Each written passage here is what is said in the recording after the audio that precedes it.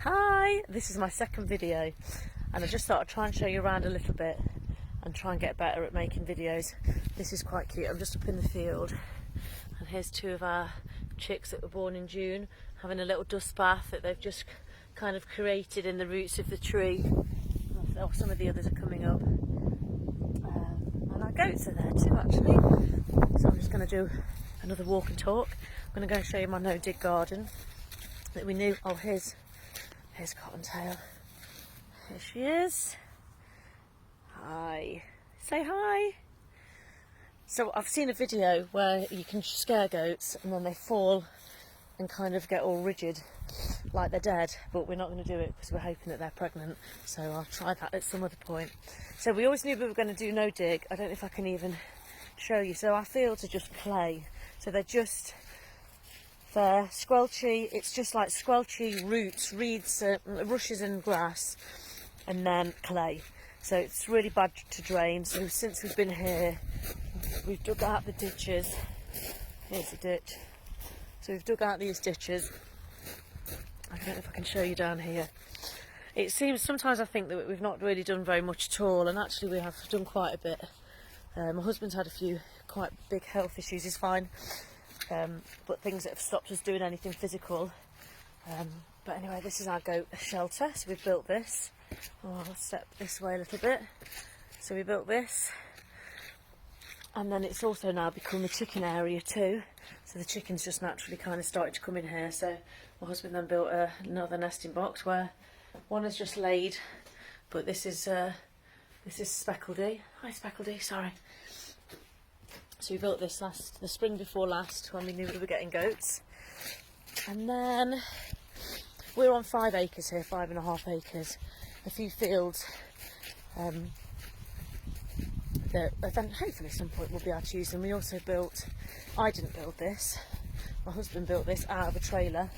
So this is it's on wheels chicken coop, so that this is where they sleep every night, and there's little nesting boxes at the back, and it's got a timer so that it opens up in the mornings. So my no dig, I knew I'd never be able to dig this ground and be able to grow food on it, and the plan was to have animals and grow food. So we looked into permaculture things, but also then like no dig. Charles Dowding is amazing. I had the pleasure of taking him to Belfast Airport last year, or was it the year before now, and he's an inspiration. So we put cardboard down and then you just put compost on top. So this year, these are a bit broken, but we've got 4 boxes here, so 4 tons worth of, and actually in these ones pretty much there will be food waste in there, but is just, oh sorry for me not being able to swizzle the camera around. It's pony poo. We had 3 ponies on our fields last year, so we have pony poo compost, so that will go on a new bed if I make a new bed this year. So things we've done to the house, we live in a cottage called a vernacular. It's like a vernacular cottage, and that is just a cottage that would have been built from stone off the land. And my husband's just built this, which is like a rabbit hutch, but it's going to be for a ferret that we're getting at the weekend. So the vernacular cottage is an old style of traditional cottage built from stone off the land, and they're meant to be like lime rendered and lime mortar, but when they invented concrete they just chucked it on everything.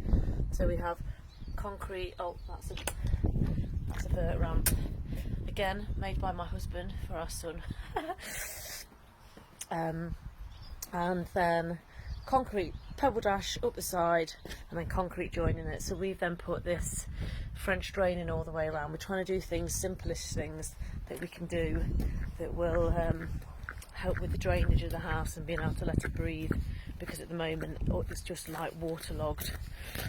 So into the front field. So then we have a front field, and at the bottom down there we have a river, and that the plan will be hopefully one day to do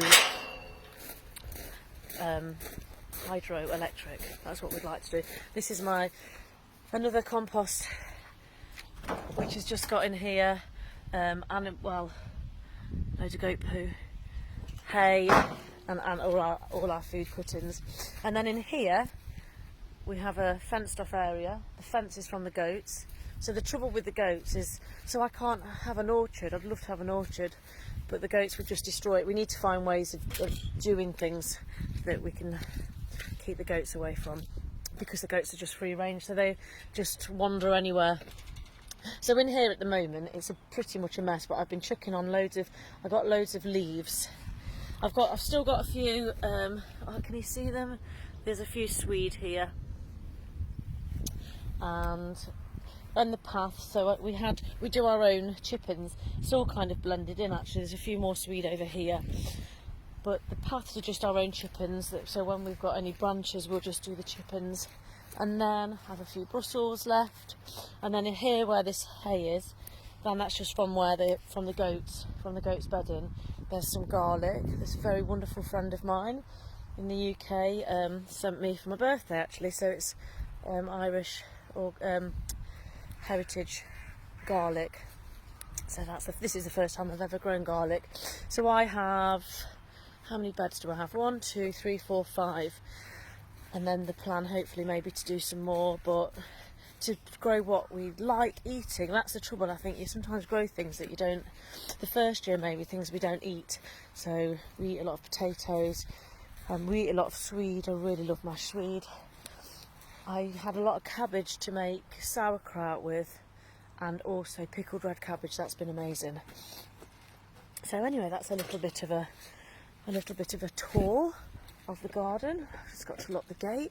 I'd really love a greenhouse, but we don't have such a thing yet. And also I've got the framework for a polytunnel, which my godfather back in England, he gave us all the frame for the polytunnel, but we just haven't set it up yet, but that might happen at some point. Anyway, and this is a beautiful view. So we're on a hillside. And this is like, so look at the ground, so this is really squidgy, but we managed to get the fields mowed the other day when we had a really hard frost. So anyway, just thought I'd show you a bit of where we live.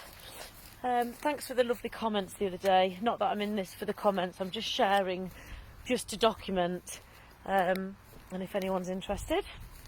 Anyway, take care. Oh, I'll show you our fire pit. What a position to have a fire pit. What a view, hey?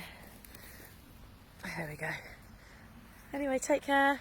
Bye from Sunny Island.